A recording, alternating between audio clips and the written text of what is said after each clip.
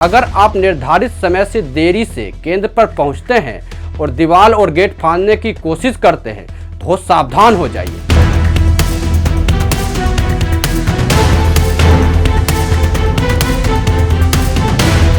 क्योंकि ऐसा करने पर बिहार बोर्ड आप पर कड़ी कार्रवाई करने वाला है। आपको इस जुर्म को क्रिमिनल ट्रेडक्राफ्ट की श्रेणी में रखा जाएगा। हर साल बिहार बदनाम होता है, कभी पेपर लीक होने पर, कभी टॉपर्स घोटाले के नाम पर, तो कभी इस प्रकार के वीडियो वायरल होते हैं।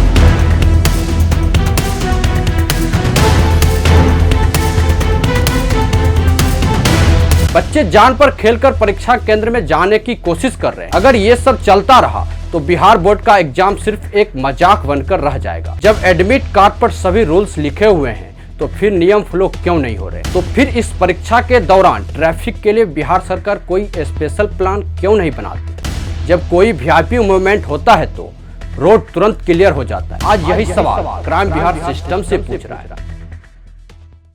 नमस्कार, आप देख रहे क्राइम बिहार, मैं हूं आपके साथ मानस।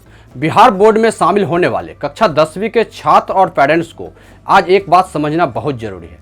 अगर आज आप इस बात को नहीं समझे तो आप अपने बच्चे की जिंदगी के साथ कहीं ना कहीं खिलवाड़ कर रहे हैं। क्योंकि आप सबको पता है कि अभी इंटरमीडिएट का परीक्षा चल रहा है और इस परीक्षा में रोज ऐसे ऐसे वीडियो सामने आ रहे हैं जो कहीं ना कहीं बिहार बोर्ड के छवि को धूमिल कर रहा है और पूरा देश बिहार में चल रहे इस तमाशे को खुली आंखों से देख रहा है। बच्चे जान पर खेलकर परीक्षा केंद्र में जाने की कोशिश कर रहे हैं और लोग इस तमाशे को रिकॉर्ड कर सोशल मीडिया पर डाल रहे हैं। ऐसा नहीं है कि बिहार बोर्ड का एग्जाम सिर्फ बिहार में ही होता है। देश के सभी राज्यों में बच्चे बोर्ड का पेपर देते हैं, लेकिन जो बेइज्जती और मजाक बिहार के सोशल मीडिया पर बन रहा है वह बर्दाश्त करने योग्य नहीं है।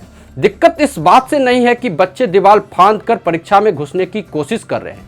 दिक्कत इस बात से है कि बिहार के छवि राष्ट्रीय स्तर पर धूमिल हो रही है।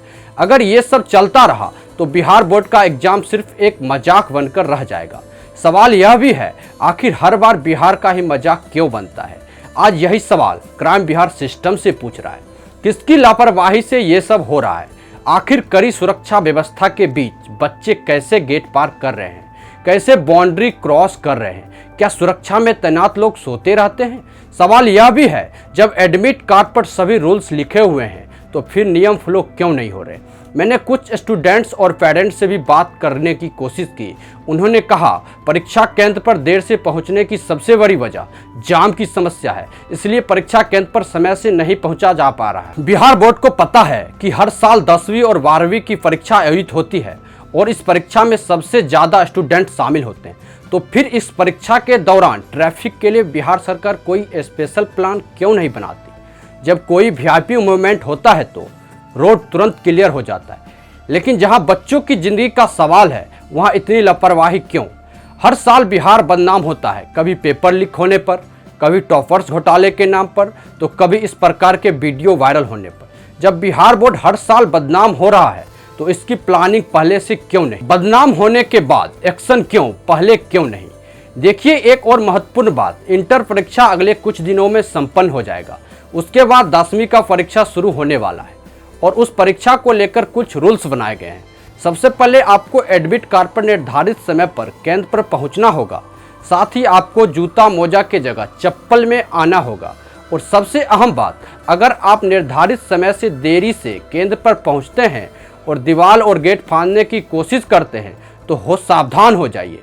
क्योंकि ऐसा करने पर बिहार बोर्ड आप पर कड़ी कार्रवाई करने वाला है। आपको इस जुर्म को क्रिमिनल ट्रेडक्राफ्ट की श्रेणी में रखा जाएगा और आप अगले 2 साल तक बोर्ड की परीक्षा में शामिल नहीं हो पाएंगे। बाकी आप सब समय से एग्जाम सेंटर जाइए और एग्जाम दीजिए। ऐसे तमाम खबरों के लिए बने रहे क्राइम बिहार के साथ। चैनल को लाइक, शेयर और सब्सक्राइब करें। धन्यवाद।